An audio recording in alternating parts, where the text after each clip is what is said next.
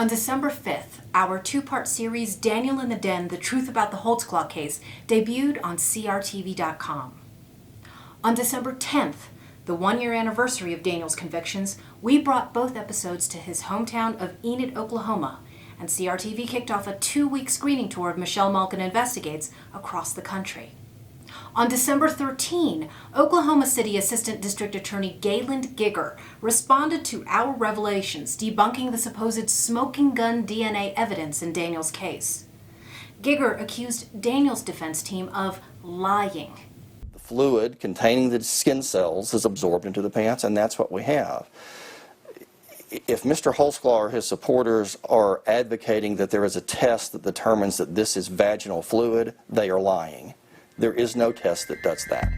This is a stunning claim coming from the prosecutor who, as we reported in our CRTV series, falsely misrepresented the DNA skin cells of a 17-year-old accuser in his closing statement to jurors. Gieger's arrogance is flabbergasting. Prosecutor Gayland Gieger told the jury the skin cell DNA was from the vaginal fluid of a 17-year-old victim.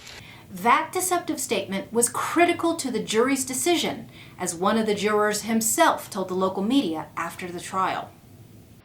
What was the deciding factor on the biggest charges, on the rape charges? The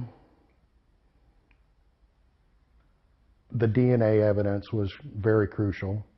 Now, here's the transcript of Gieger's faulty assertions, which Daniel's defense team was not allowed to rebut, because in Oklahoma, the state gets the last word in final closing remarks. Gieger said the most important thing about the teen accuser is, quote, the fact that DNA from the walls of her vagina was transferred in vaginal fluids onto Daniel's pants. But as CRTV's Michelle Malkin Investigates showed viewers, the state's own crime lab expert testified that she could not tell whether the DNA sample came from vaginal fluid and could not say how it got on Daniel's uniform. From the trial transcript we obtained, here's the exchange between Elaine Taylor and Gayland Gieger. Question: Ms. Taylor, you can't say how that DNA got there, can you, from a scientific standpoint? Answer by Ms. Taylor, quote, the only thing I can tell you is it is a biological material that originated, unquote, from the accuser. After being called out for misrepresenting the evidence in his closing statement, Prosecutor Gayland Gieger is accusing his critics of lying when he was the one who made false assertions about the DNA evidence in the first place. Here's what else Gayland Gieger doesn't want the public to know. After stating at trial that there is no presumptive test for vaginal fluid, in fact they do exist, but they are not widely used in courts, the state's crime lab expert admitted under cross-examination that she had not tested for other fluids, had not used an alternative light source to examine Daniel's pants, and did not observe any unusual stains or anything suspicious. Let's go back to the transcript. When Ms. Taylor was asked about fluorescing the pants with an alternate light source, like a UV light or tunable or multiple color band forensic lamp. This is Ms. Taylor. I did not use an alternate light source, but I do have a very bright light in my work area that I examined the pants with that has a magnifying glass. Question: and you found nothing on there suspicious in your opinion? Answer: I did not. Moreover, Taylor testified that she did not test other parts of the pants to rule out touch or transfer DNA, and could not disagree that touch or transfer was a possible explanation for the DNA found on Daniel's pants.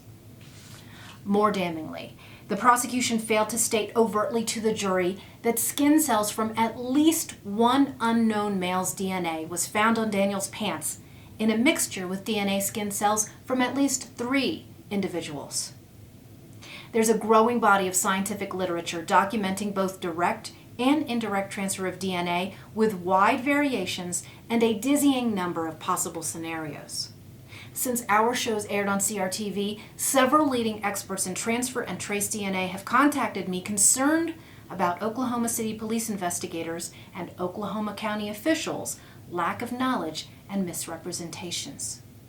One wrote to me last week after reviewing some of the case record, and he said, quote, "The prosecutor's closing argument should be grounds for an appeal by itself, as it gave the jury false information that was not introduced as factual evidence during the lab analyst's testimony. Also, this might be considered prosecutorial misconduct," unquote.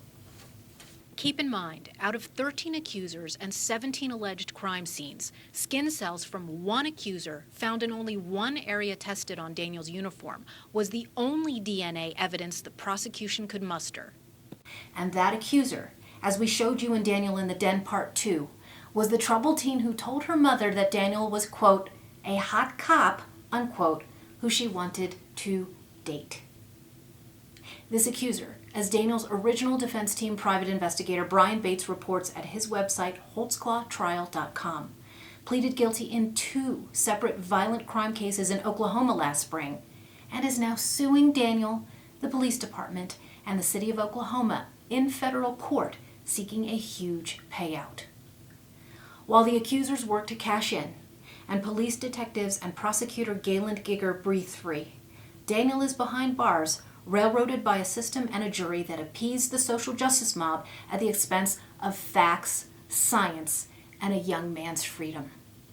Stay tuned to Michelle Mulligan Investigates at crtv.com for all the latest. Real journalism, one narrative, the truth.